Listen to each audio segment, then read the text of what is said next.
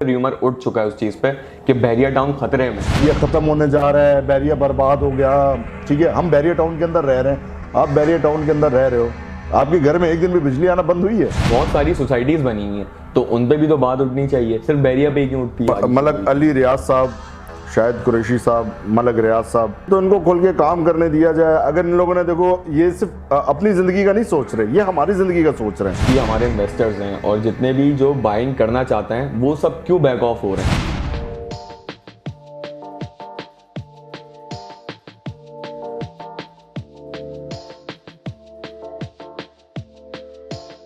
अस्सलाम वालेकुम viewers, this is Mohammad Raza Khan from G associates.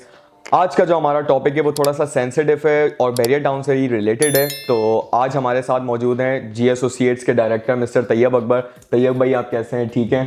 अल्लाह करम, ठीक ठाक।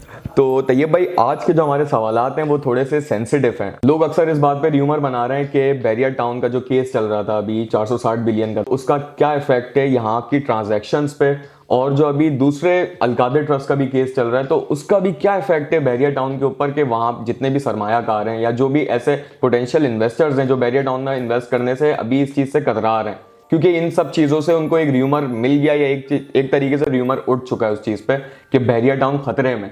इन सारी चीज़ों से बैरिया टाउन क्या खतरे में वाकई है? ज़फ़ा भाई, बैरिया टाउन, मैं 2014 से बैरिया टाउन के साथ हूँ। ठीक है, इस तरह के रूमर्स, इस तरह की चीज़ें हम लोग बहुत टाइम से देखते हुए आ रहे हैं। बहुत सारी चीज़ें हमने देखी, बहुत सारी चीज़ें हुई। बैरिया पे पहले भी एक दफ़ा केस लगा, वो केस लग के हटा, जिसमें 2019 में 2018 की बात है, 2018 की बात है कि इसमें 450 अरब रुपए का जो बैरिया टाउन के ऊपर लगा, जिसके बारे में आप कह रहे हो। देखो, बैरिया उसकी इंस्टॉलमेंट्स तो दे रहा, ठीक है। रही बात मार्केट की, कि मार्केट का भी मतलब लोग कह रहे हैं कि वो मार्केट डूब गई है, यहाँ से इन्वेस्टर सारे भाग गए, यहाँ से क्लाइंट सारे भाग गए। मेरी नज़र में तो कुछ भी ऐसा नहीं हुआ, अल्हम्दुलिल्लाह मार्केट चल रही है। काफी ज्यादा लोग यही कह रहे हैं कि जितने भी पोटेंशियल इन्वेस्टर्स हैं वो सब बैक ऑफ हो गए हैं बैरिया टाउन में से। तो वो तो इसका देखो क्या? ऑल ओवर पूरे पाकिस्तान में, क्या पूरी दुनिया के अंदर ही थोड़ा चल रहा है क्राइसिस का मामला। ठीक है, कि लोग मतलब परेशान हैं, मतलब लोगों के बहुत सारे मामला डिस्टर्ब हैं। ठीक है, सिर्फ एक बैरिया टाउन ही थोड़ी है, और भी सोसाइटीज हैं, बहुत और भी सोसाइटीज हैं, और भी सोसाइटीज। मतलब मेरे को इतनी तो सोसाइटियों के बारे में नहीं पता कि कौन सी सोसाइटी कितनी अच्छी कितनी चलती है। अल्हम्दुलिल्लाह बैरिया टाउन के बारे में मुझे बहुत अच्छे से पता है। बिल्कुल जाहिर है। आप बैरिया देखिए, अल्हम्दुलिल्लाह एक चीज बनी हुई है, लोगों को दिखती है। ठीक है, कि लोग आते हैं, घूमते फिरते हैं यहाँ पे। आप देख लो कि मतलब यानी कि पूरे पाकिस्तान के अंदर कोई ऐसी जगह है, आप घूमने फिरने के लिए नॉर्दर्न एरियाज वगैरह जाते हैं लोग। बिल्कुल, ठीक है, पंजाब से, इधर उधर से, ठीक है, वो लोग नॉर्दर्न एरियाज घूमने के। कराची वाले पहले सीवीओ था, सीवीओ के बाद दूसरा ऑप्शन उन लोगों के पास बैरिया टाउन है। हाँ, अच्छा, ये बात इन्होंने बिल्कुल सही की कि अभी जैसे सैटरडे संडे के दिन जितनी फैमिलीज हैं वो सब बकायदा प्लान बनाते हैं कि हाँ भाई हमें बैरिया जाना है। हमने पिछले अपने पॉडकास्ट रियल्टर टॉक में डिस्कस किया था कि बकायदा फैमिली एक हफ्ता पहले प्रोग्राम बनाती हैं, फिर अपनी पूरी फैमिलीज के साथ हमने मरी हिल की तरफ और जितने भी हमारे हाइटेड पॉइंट्स बने हुए वहाँ फैमिलीज बकायदा, मैं आपको बताऊं, चादरें बिछा के बैठे हुए होते हैं, एंजॉय कर रहे होते हैं, और उनको किसी चीज से कोई रोक टोक हमने देखी नहीं है पर्सनली। कोई उनको सिक्योरिटी मना कर रही हो कि वहां पे, हाँ, अगर आप कोई मिसहैप करते हैं तो उन सब चीजों में जाहिर है सिक्योरिटी उस चीज में आपको मना करेगी। तो ज़फ़ा भाई, इस चीज के बारे में आप ये देखो ना कि लोग उस चीज को फिर नेगेटिव क्यों लेते हैं, वही पॉजिटिव लेना। बात कि main वही एक अच्छी चीज बैरिया टाउन ने आप लोगों को एक अच्छी चीज मुहैया की हुई है। ठीक है, कि मतलब लोग यहाँ पे मतलब आते जो रहते हैं, मैं कहता हूँ कि वो मतलब यानी कि आउट ऑफ कंट्रीज जो मतलब यानी कि जो लोग रहे हैं, ठीक है, उनको वही मजा यहाँ पे बैरिया टाउन के अंदर नहीं आता क्या? बिल्कुल आता है भाई। ठीक है, एक दफा आने के बाद मतलब यानी कि मेरे काफी क्लाइंट्स हैं जो आते हैं, ओवरसीज क्लाइंट है, वो आके देखते हैं तो कहते हैं कि भाई मतलब हमें कहीं से फील ही नहीं होता कि ये अमेरिका से बड़ी जगह। बिल्कुल ऐसे। ठीक है, जो दुबई से आता कहता है कि हमें तो ये लगता है हम दुबई के अंदर घूम रहे हैं। ये जो भी वाकई जितने दुबई के हमारे इन्वेस्टर्स हैं वो यही कहते हैं कि भाई हमें शेख जायद रोड से बड़ा इंस्पायर्ड लगता है आपका जिना एवेन्यू, और जो कि है, जो कि ये हमारे जो चेयरमैन है और सीईओ है, इन्होंने इस चीज से इंफ्रास्ट्रक्चर जो है हमारा वो ओवरऑल एक तरीके से दुबई के लाइफस्टाइल से इंस्पायर्ड है, तो उसी के हिसाब से यहाँ के विलास भी शायद कंस्ट्रक्ट हैं, वो सारी चीजें उसी हिसाब से बनी हुई है। बैरिया टाउन तो तरक्की के काम कर रहा है। ठीक है, अब इनके ऊपर जितने मर्जी केसेस आ जाएं, जो मर्जी चलता रहे, जितने मर्जी रूमर्स चलते रहे, तो बैरिया अपना काम नहीं रोकता कोई भी। ठीक है, काम सारे अल्हम्दुलिल्लाह चल रहा है। तो वैसे ये लोग मतलब ये नहीं कि कह रहे कि बैरिया के ऊपर मतलब ये नहीं कि बैरिया खत्म होने जा रहा है, बैरिया बर्बाद हो गया, ठीक है। हम बैरिया टाउन के अंदर रह रहे हैं, आप बैरिया टाउन के अंदर रह रहे हो, आपके घर में एक दिन भी बिजली आना बंद हुई है? हाँ, लोड शेडिंग का तो बिल्कुल भी हमें ना ही तो कोई चीज़ फेस करने को दिखती है और ना ही तो पानी 24/7 भाई यहाँ पे सप्लाई हो रहा होता है। यहाँ अपने डैम्स बने हुए हैं बैरिया टाउन के, जितने भी ये लांगे जी रिवर है, तो ये सारी चीज़ें हमने यही सुना है कि जितनी बारिश होती है तो पानी ये सारा ड्रेनिंग सिस्टम बना हुआ ना यहाँ पे, ठीक है। ये एक मतलब यानी कि तरक्की याफ्ता जो ममालिक होते हैं वो ये सारी चीजें करते हैं, बिल्कुल, जो मतलब आपको रोड पे बैरिया पानी टाउन ने भरा करके जाता दिया है, ठीक है। आप कराची के अंदर जाओ, मतलब यानी कि बारिश का एक सिर्फ हल्का सा झटका ही लगता है तो पूरा समंदर बन जाता है वहां पे। उससे पहले लाइट चली जाती है जब बादल आते हैं। हाँ, तो मतलब ऐसा क्या हो रहा है कि बैरिया टाउन की मार्केट से जितने भी हमारे इन्वेस्टर्स हैं और जितने भी जो बाइंग करना चाहते हैं वो सब क्यों बैक ऑफ हो रहे हैं इस चीज से? फिर जब इतनी सारी फैसिलिटीज बैरिया टाउन उनको प्रोवाइड कर रहा है तो उनको ये चीज क्यों नहीं दिख रही?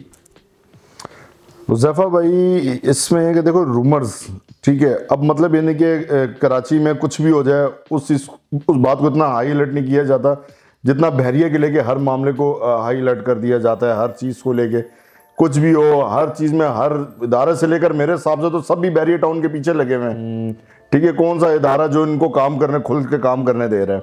नहीं, ऐसे देखिए ना, आप हाईवे पे बहुत सारी सोसाइटीज हैं, तो सिर्फ बैरिया टाउन ही क्यों क्यों हाईलाइट किया जाता है? ऐसे तो बहुत सी सोसाइटीज बनी हुई हैं। हाँ, इस जितनी नहीं बनी हुई, इस जितना मेगा प्रोजेक्ट किसी का भी नहीं है, लेकिन बहुत सारी सोसाइटीज बनी हुई हैं, तो उन पे भी तो बात उठनी चाहिए। सिर्फ बैरिया पे ही क्यों उठती है?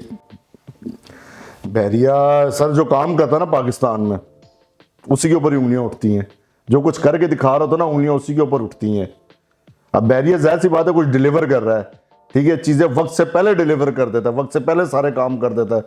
तो इसी चीज को लेके मतलब दूसरे सब खुश नहीं है कि ये क्यों कर रहा है, ये क्यों यहाँ पे तरक्की हो रही है, क्योंकि हम लोग को यहाँ पे कोई भी ना मतलब तरक्की करता हुआ देख नहीं सकता, ठीक है। अगर बैरिया टाउन को मैं कहता हूँ कि खुल के अगर काम करने दिया जाए, बैरिया को तंग ना किया जाए, जिस हिसाब से मतलब यानी कि आए दिन ही कभी केस खोल देते हैं, कभी क्या कर देते हैं, कभी जमीन का मसला डाल देते हैं, हर आए दिन तो कोई ना कोई मसला चल ही रहा होता है बैरिया के साथ, ठीक है। और ये लोग उसके बावजूद भी देखोगे ये बहरिया की हिम्मत है कि वो मतलब यानी कि अपने रेजिडेंट्स को तंग नहीं करता, ठीक है। यहाँ पे उसने हर चीज को गोइंग ऑन करके रखा, सारे काम चल रहे हैं, हर चीज चल रही है, ठीक है। कमर्शियल्स यहाँ पे आपने देखा कितने तैयार हो गए हैं, बिल्कुल, ठीक है। पहले तो बहुत कम। रेजिडेंशियल एरियाज कितने ज्यादा आबाद हो चुके हैं यहाँ पे, ठीक है। कितने मतलब यानी कि फैमिलीज यहाँ पे रह रही हैं, ठीक है, और लाखों की तादाद में रह रही है अल्हम्दुलिल्लाह, बिल्कुल, काफी ज्यादा ठीक आबादी हो है। गई। अब मतलब हर चीज यहाँ पे आपके इम्तियाज से लेकर हर चीज, तो यहाँ पे बड़े स्टोर वगैरह भी आना शुरू हो गए, सब आस्ता आस्ता आ रहे हैं, ठीक है। तरक्की तो चल ही रही है। अगर इनको अगर अच्छे से काम करने दिया जाएगा,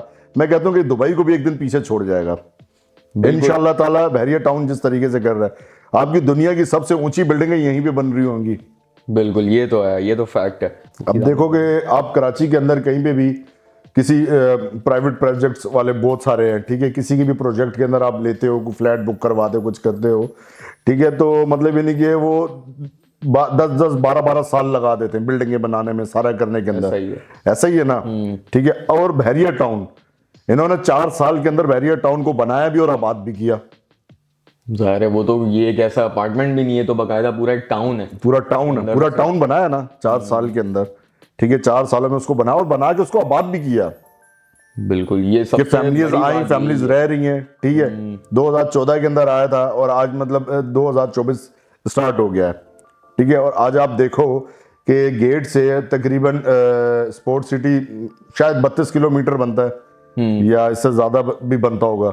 आप गेट से लेकर वहां तक फैमिलियां आबाद मिलेंगी आपको, ये तो है कि शुरू से स्टार्ट तक में फैमिलियां आपको रहती हुई मिलेंगी, ठीक है। और वहां पे गैलरीज वगैरह भी बनी हुई, सब कुछ वहां पे आबाद है, ठीक है। लोग रह भी रहे हैं, एंजॉय भी कर रहे हैं। ये मैंने अपनी जिंदगी के अंदर मतलब यानी कि ऐसी कोई मतलब यानी कि तेज काम करने वाली कोई और सोसाइटी मैंने नहीं देखी, ठीक है। और ऐसा काम करने वाले लोग भी नहीं देखे। डेवलपमेंट सोसाइटी थी उस वक्त जब ये अब मलक अली रियाज साहब, शायद कुरैशी साहब, मलक रियाज साहब, इन दिनों की मेहनत से देखो आज माशाल्लाह एक अच्छी जगह आबाद हुई हुई है, एक अच्छी जगह बनी हुई है, ठीक है। तो इनको खोल के काम करने दिया जाए। अगर इन लोगों ने देखो ये सिर्फ अपनी जिंदगी का नहीं सोच रहे, ये हमारी जिंदगी का सोच रहे हैं। बिल्कुल, अगर इन्होंने अपनी जिंदगी संवारनी होती, अपनी जिंदगी का सोचते हैं, तो मेरे ख्याल से वो बाहर बैठे हुए सुकून से अपना वहां पे भी करके वो अपना गुजारा कर सकते थे। बिल्कुल, जाहिर है, सब अगर सबने अपने ही सोचना हो तो भाई उनके लिए इनफ है कि ऐसा ही है। वो एक पाकिस्तान के बारे में सोच रहे हैं यार, कि पाकिस्तान को तरक्की की तरफ लेकर आना चाह रहे हैं,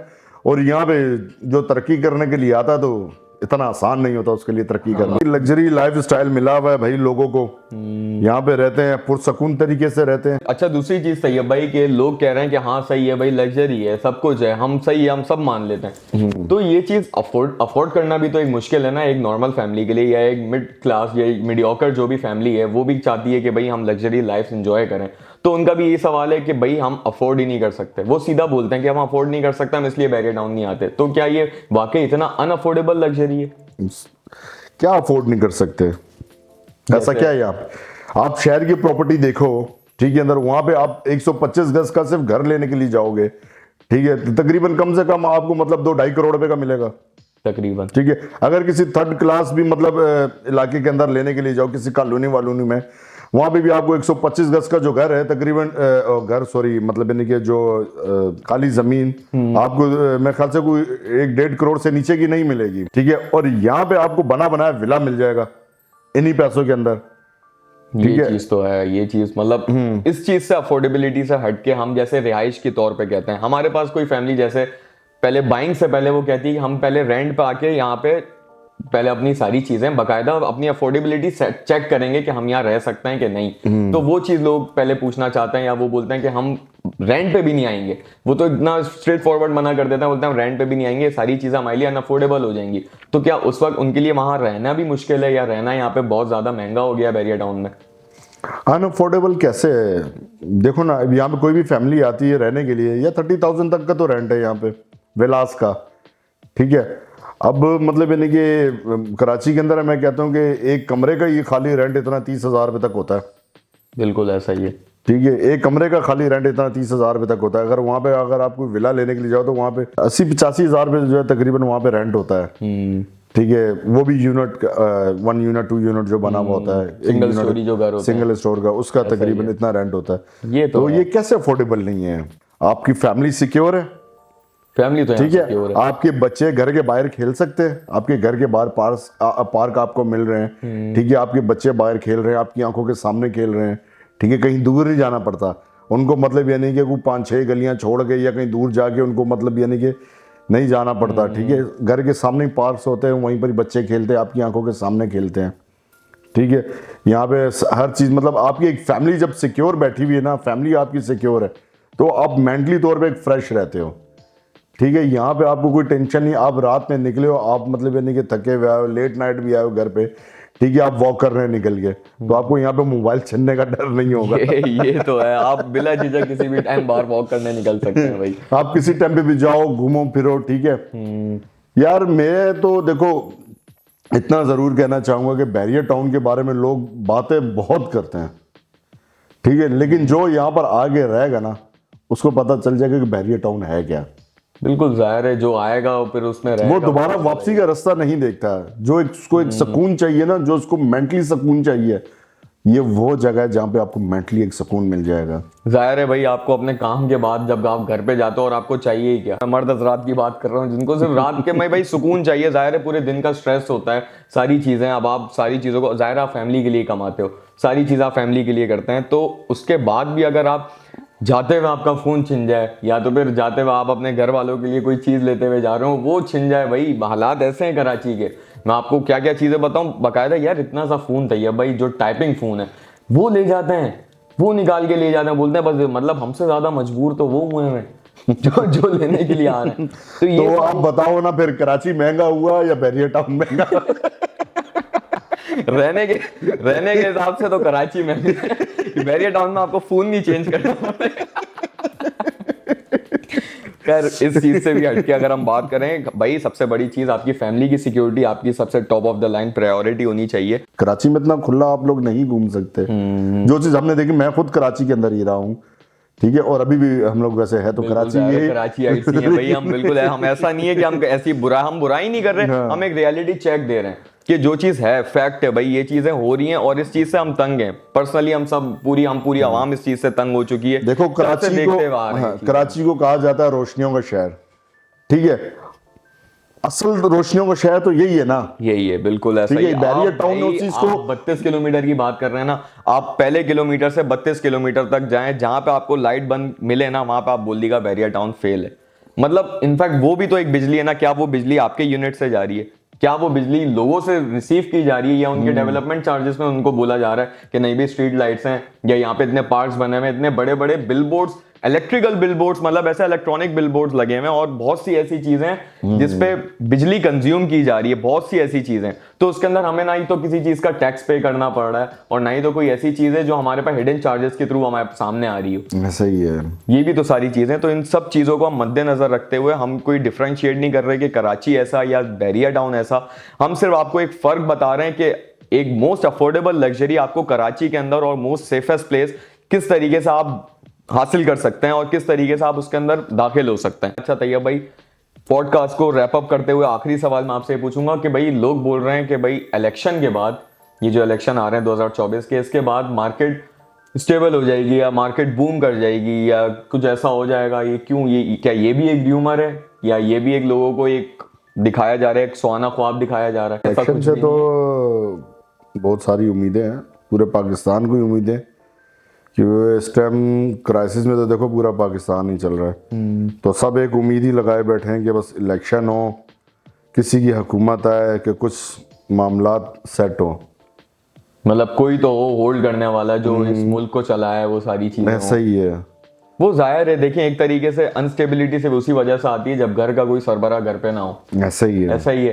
तो उस वजह से सारी चीजें, मार्केट डिस्टर्ब भी हुई भी है, ओवरऑल पाकिस्तान ही डिस्टर्ब हुआ हुआ इन सारी चीजों में। तो सब एक डे बाय डे ग्रेजुअली आपको सारी चीजें सही होते हुए नजर आएंगी, बेहतरी की तरफ आते हुए नजर आएंगी। ये नहीं कह सकते कि बूम हो जाएंगी एकदम से प्रॉफिट। अगर आप हमसे बोलते हैं कि क्या एकदम से इसको प्रॉफिटेबल हो जाएगी मार्केट, तो हम क्लियर कहेंगे कि नहीं, ये एकदम से मार्केट इंक्रीज नहीं हो सकती, ये चीज ग्रेजुअली बढ़ेगी, हल्के हल्के बढ़ेगी और बिल्कुल बढ़ेगी, क्योंकि जब एक चीज हमारी स्टेबल हो जाएगी, हमें पता होगा कि हाँ भाई हम इस मोड़ पे खड़े हैं, तो उसके बाद तो ऑटोमेटिकली हमें खुद से नजर आ रही होंगी ये सारी चीजें कि भाई हाँ ये सब ठीक होता नजर आ रहा है। तो उम्मीद हम यही लगा सकते हैं, और जो कि तैयब भाई उम्मीद पे तो पूरी दुनिया कायम है, तो उम्मीद हम यही कर सकते हैं कि इलेक्शन के बाद बेनिफिशियल साबित होगा ये हम सबके लिए। और इंशाल्लाह दुआ तो हमारी हम सबकी भी यही है कि इलेक्शंस के बाद हम ये सारी चीज़ें बेहतरी की तरफ देखना पसंद करेंगे। हम सबकी पर्सनली दुआ यही है कि सारी चीज़ें इंशाल्लाह ग्रेजुअली सही हो जाएं। इंशाल्लाह हम आपसे फिर मुलाकात करेंगे नेक्स्ट पॉडकास्ट में, वो भी एक्साइटिंग टॉपिक्स के साथ। तो तब तक के लिए आप अपना ख्याल रखें, हमें दीजिए इजाज़त, अल्लाह हाफिज़।